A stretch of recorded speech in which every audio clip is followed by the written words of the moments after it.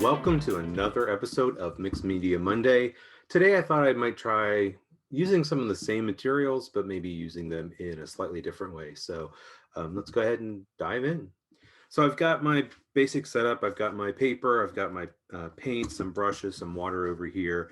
But what I've got different today is some blue painter's tape.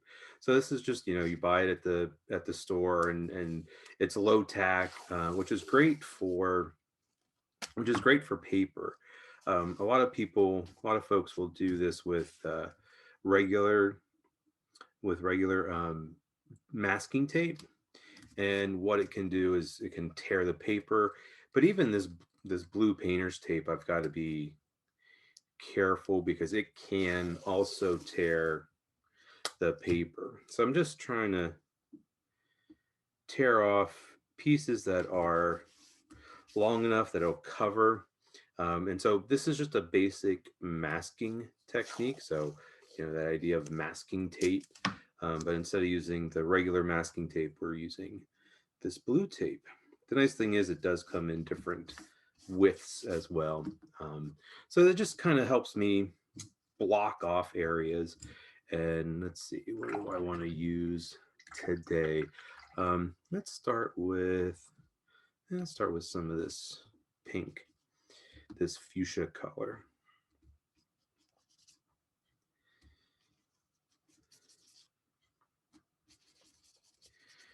And so the tape's going to mask off those areas. Depending on how well I stuck it down, some of the paint can bleed underneath the tape. So you might have fuzzy edges. That's not a big deal for me. So if that happens, I don't really mind. But if it's something where you want like really crisp lines, then just make sure that you really rub it down and stick it down really well. So I've got that. Let me go ahead and hit it with the hair dryer.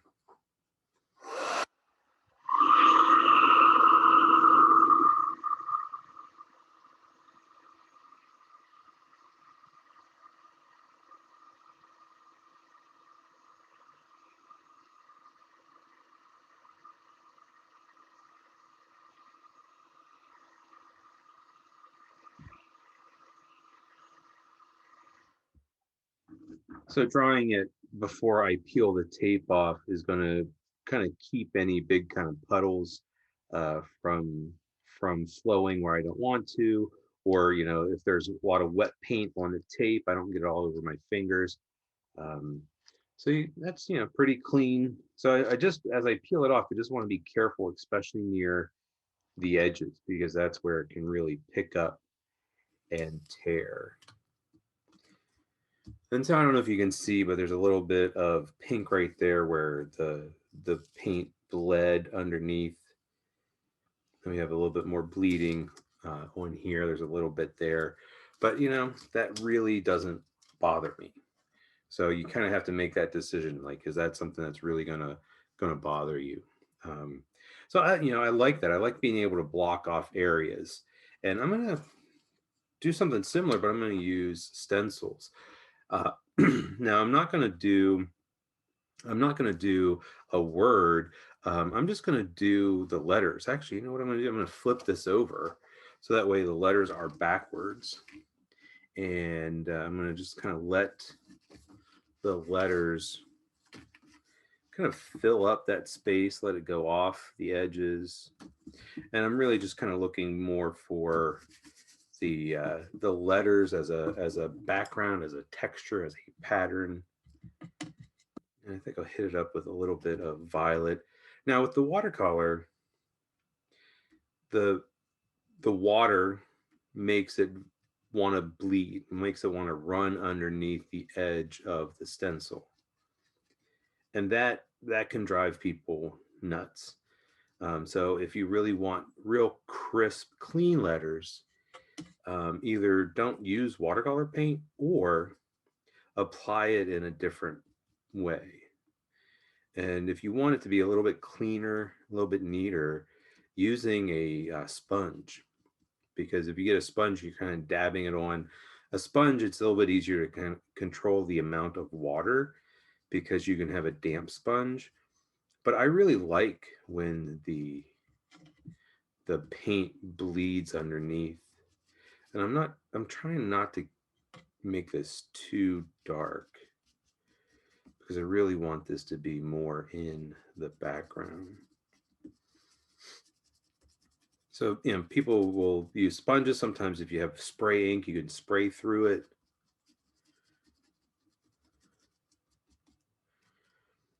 Okay.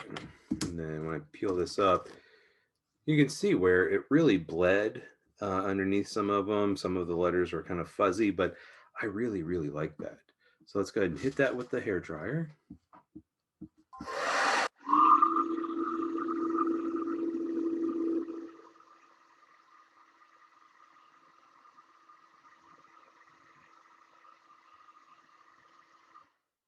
Actually, before I go any further, I just thought of something.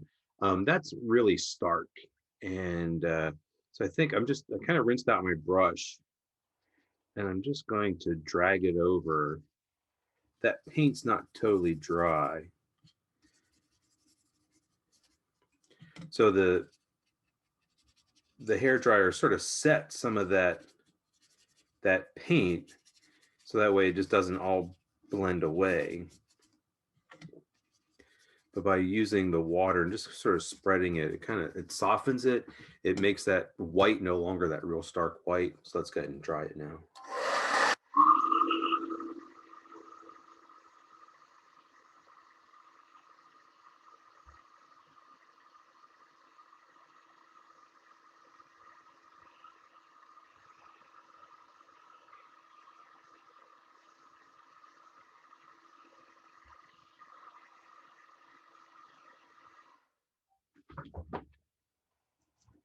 And so, it gives me a little bit of a background to work with. Now, that's very, very sort of geometric. Even the letters are, even though they bled, they are pretty geometric. So I want to just do something to kind of break that up. Trying to find, that's the thing. Sometimes it's like, oh, where's that color that I'm looking for? I'm just looking for a slightly, actually, I think I found it. Yeah, so this is called Thistle. It's darker than that pink, but it's not as dark as the violet. And so I'm just gonna put some random curvy lines in there. Just sort of let my hand wander. Kind of map-like, but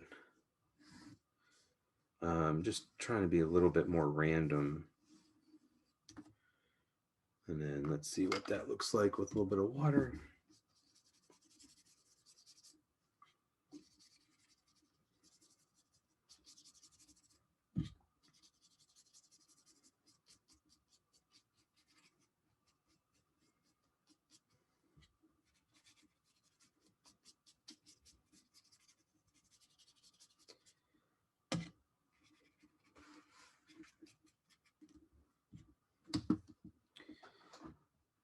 Okay, so that sort of softens all those hard edges.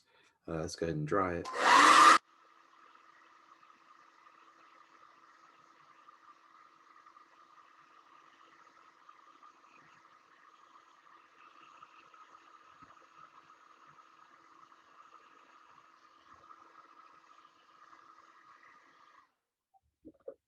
Okay, so as I was doing that, I looked over in my pile of fodder, and I just happened to have my map. Okay, this is probably something I used last time, and I was just thinking like, oh, what if I cut out something there? And I was thinking like, oh, maybe I'll cut out a circle. And,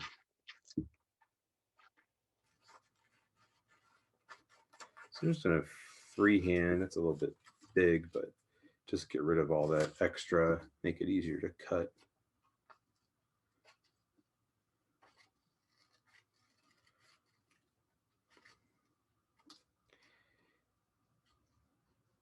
And I don't want it to be like a perfect circle. So if it's a little wonky, that's okay. If you do want it to be more of a perfect circle, feel free to use a compass to draw it, or a stencil. Some folks have punches where you can punch out a perfect circle. So yeah, I kind of like that. Kind of blends in a little bit, but just that there's a little bit of contrast there. All right, so let's pull in my glue pad.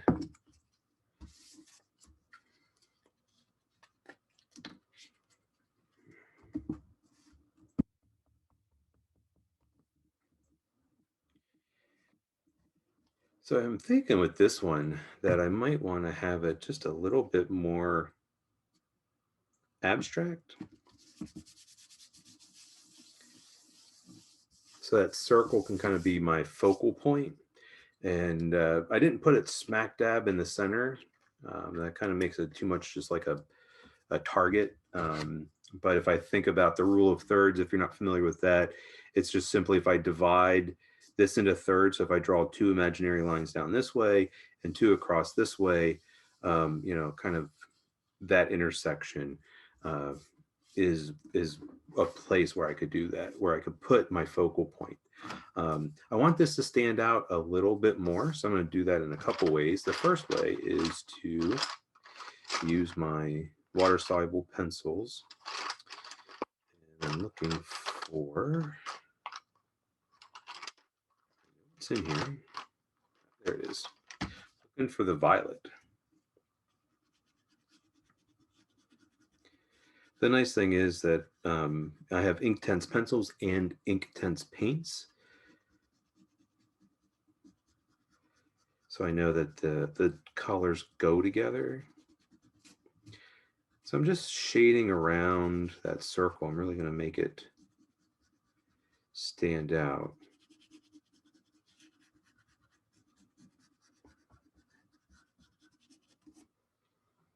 And then I'm going to grab, I think one of my round brushes, and then just paint that out.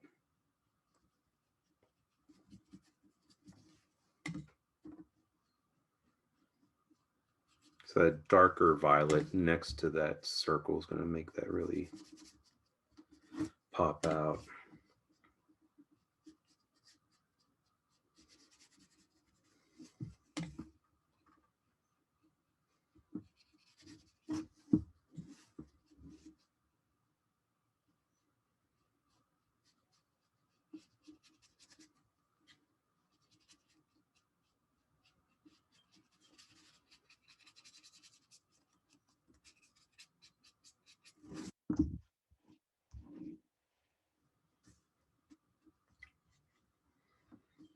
Okay.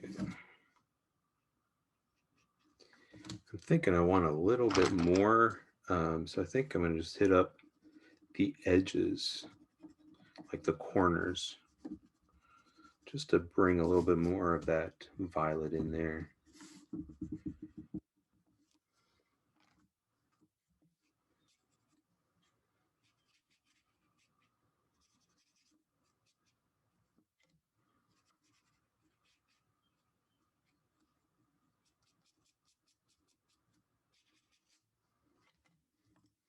Okay, hit that with my hair dryer.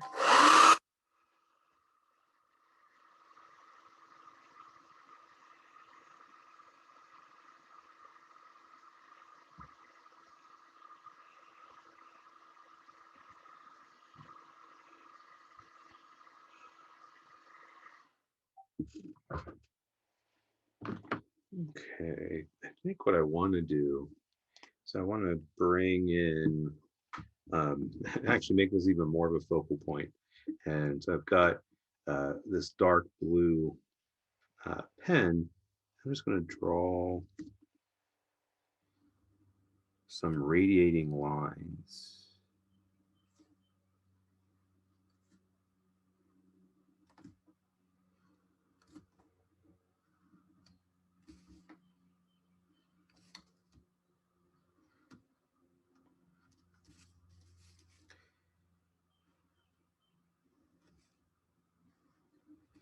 So those radiating lines are definitely going to make that circle the focal point.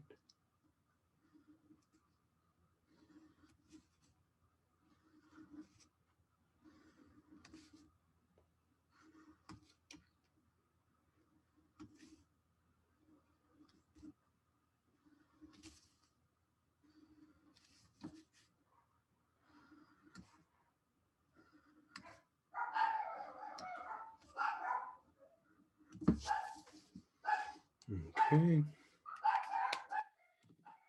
Oh, the wonders of taping, doing something at home. I'm sure that's my wife coming home. All right, so got that going. I want to bring out a little bit more, make a little bit this a little bit more contrasty. So I'm gonna actually take and bring a little bit of yellow into that. Yeah, my dogs like to bark whenever somebody comes home. So you get to hear my dogs.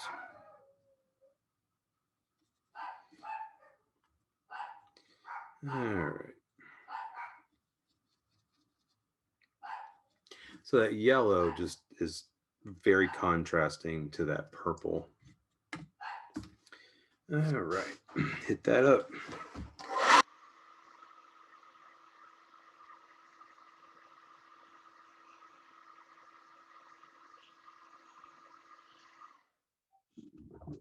Okay.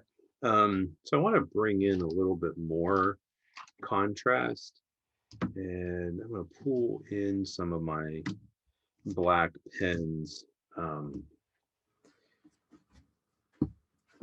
So this is kind of a thicker one, and just going to hopefully, maybe.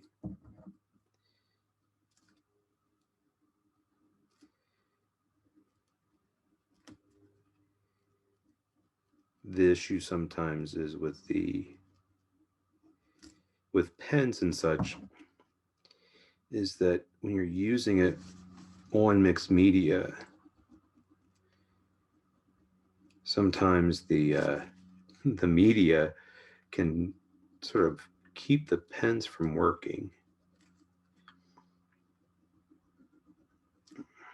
All right, that one's having some issues with that one, so I'm going to try another one and hopefully won't have issues with that.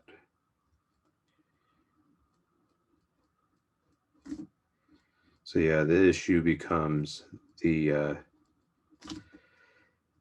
fact that sometimes paint or pigment or even glue can get into the tip, and it can kind of clog it up or keep the ink from flowing. So what I'm trying to do is really get that ink. Yeah, I don't know. I think I'm hitting some glue.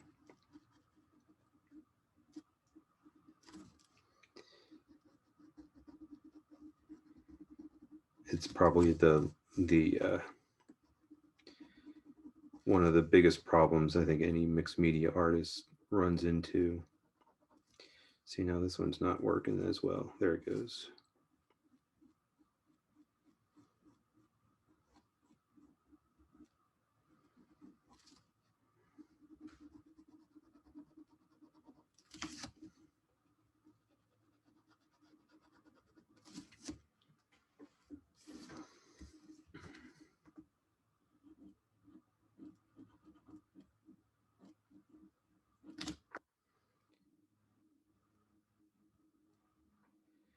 So I'm just going to kind of draw this random, it's not really a pattern, but it's something that I've used a lot.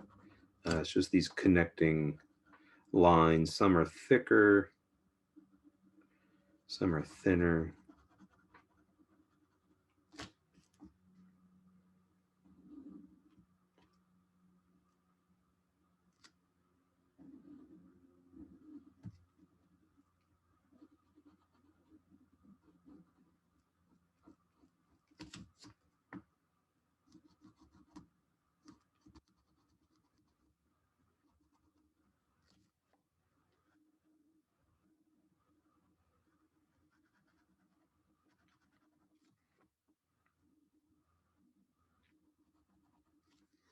So what this is doing is helping to break up the space, adds a little bit of variety, just these kind of different lines, and there's a lot of contrast there.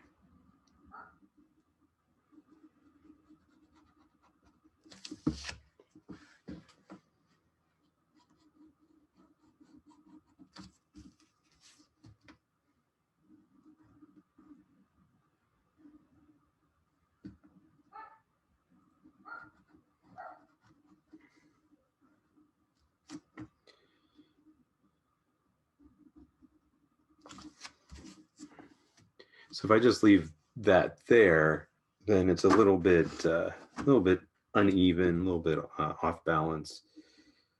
So I want to introduce this in a couple other places.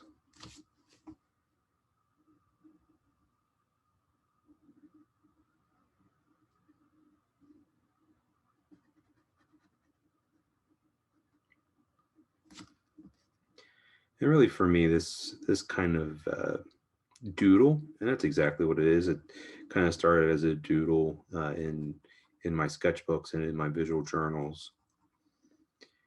It's just to me, it represents connection. It's like all these different lines, sort of, they connect, they come together, they create this uneven network. They slant in different ways. Some are straight and some are curved. Some are thick and some are thin.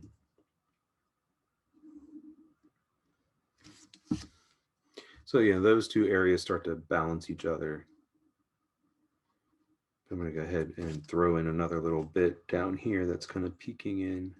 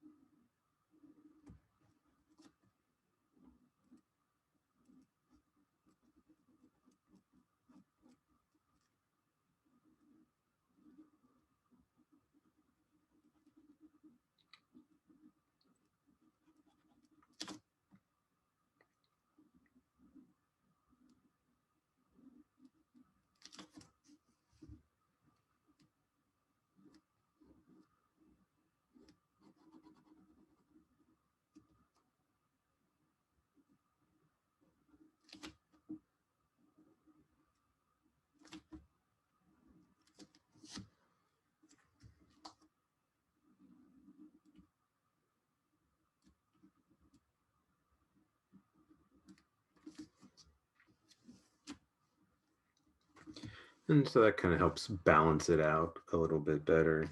Um, and then I think just trying to figure out how I might want to finish it up. And I pulled this out the other day. This is an old-fashioned embossing label maker. It's something that's been lying around in my studio for a while now, and I I used it for a class when I taught an online class a while ago, and I thought, well, maybe I'll go ahead and use it and put a word on here. So anyway, my biggest problem is always spelling.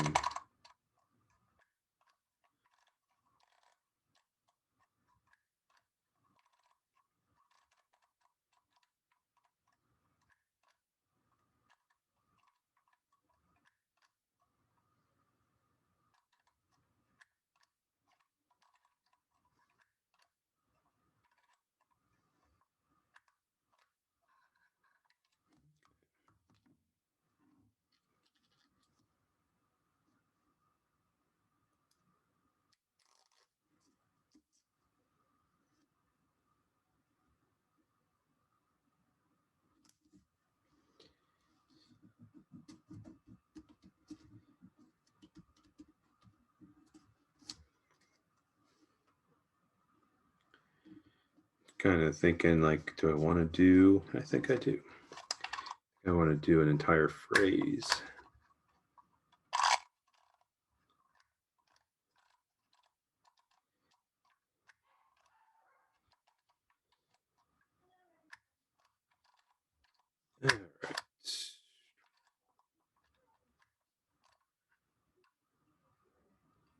Oh, that didn't cut.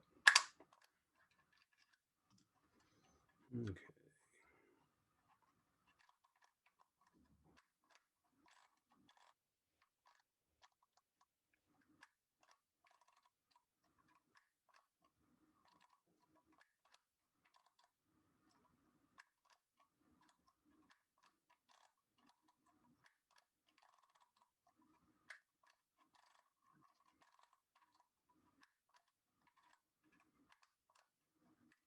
Okay.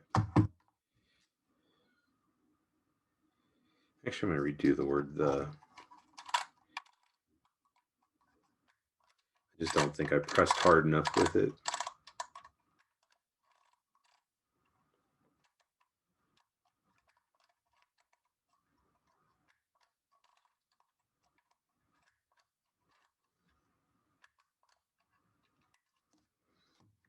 Here we go. So a little bit of a cliche, embrace the unknown.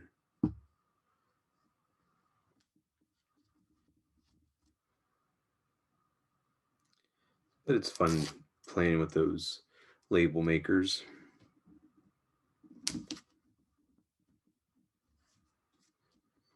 Okay. Yeah, I'm kind of thinking that that kind of wraps it up. Trying to just kind of keeping it simple today. I'm not putting in, any recognizable subject, and then trying to find a space. Um, Usually I sign it down here in the lower right hand corner. Just trying to find, maybe I can squeeze it in there. Maybe put the date there. Now it kind of blends in. So there you have that. All right, so just a quick little mixed media piece, just kind of abstract, no recognizable subject, but using some words and just using some other simple techniques. So I hope you enjoyed that, and I'm glad that you could be here with me and make some art, hopefully. And I really appreciate you being here. So thank you so much. And as always, happy creating.